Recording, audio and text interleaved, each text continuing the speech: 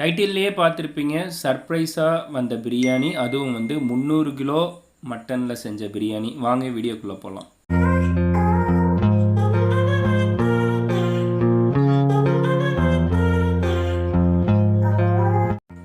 பிரியாணின்னு சொன்ன உடனே நமக்கு ஞாபகத்துக்கு வர்றது நம்ம பாய்கள் தான் ஞாபகத்துக்கு வருவாங்க. ஏன்னா அவங்க செய்கிற அந்த பிரியாணியை வந்து அடிச்சிக்கவே முடியாது. ஆமாங்க, இது வந்து பாய் வீட்டு பிரியாணி தான். அப்பாவோட நண்பர் வந்துட்டு ரிக் பாய், அவர் வந்துட்டு நமக்கு இன்றைக்கி சர்ப்ரைஸாக வந்துட்டு இன்றைக்கி பிரியாணி கொண்டு வந்து கொடுத்தாரு. என்னங்கண்ணா விசேஷம் அப்படின்னு கேட்டேன்.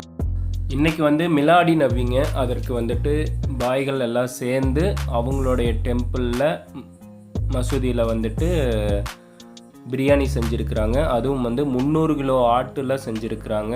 ரொம்ப சிறப்பாக இருக்கும். ஆனால் அவங்களுடைய கைப்பக்குவமே அடிச்சிக்க முடியாது. திருப்பூர்லேருந்து ஒரு பாய் ஸ்பெஷலிஸ்ட்டை கூப்பிட்டு வந்து பிரியாணி செஞ்சுருக்காங்க. அந்த பிரியாணி இன்றைக்கி லக்கீலி நமக்கு வந்திருக்கு. வாலி பெருசாக இருக்குது, பிரியாணி கம்மியாக இருக்குதுன்னு நினைக்க வேணாம். பசங்க அப்பா அம்மா எல்லாம் சாப்பிட்டாங்க. ஸோ நான் வந்து மால்ட்டெலாம் ப்ரிப்பேர் பண்ணிட்டு இருந்தேன். அதனால் வந்து முடிச்சுட்டு வந்து சாப்பிட்டுக்கலான்னு முடிச்சுட்டு வந்துட்டேன். அந்த மொதவாய் வைக்கிறப்ப அவ்வளோ சூப்பராக இருந்தது. பிரியாணி தந்த அன்பு உள்ளத்திற்கு வாழ்த்துக்களுங்க. இந்த மாதிரி பாய் வீட்டு பிரியாணி நீங்கள் சாப்பிட்ருக்கீங்களா? சப்ஸ்கிரைப் பண்ணிக்கலுங்க.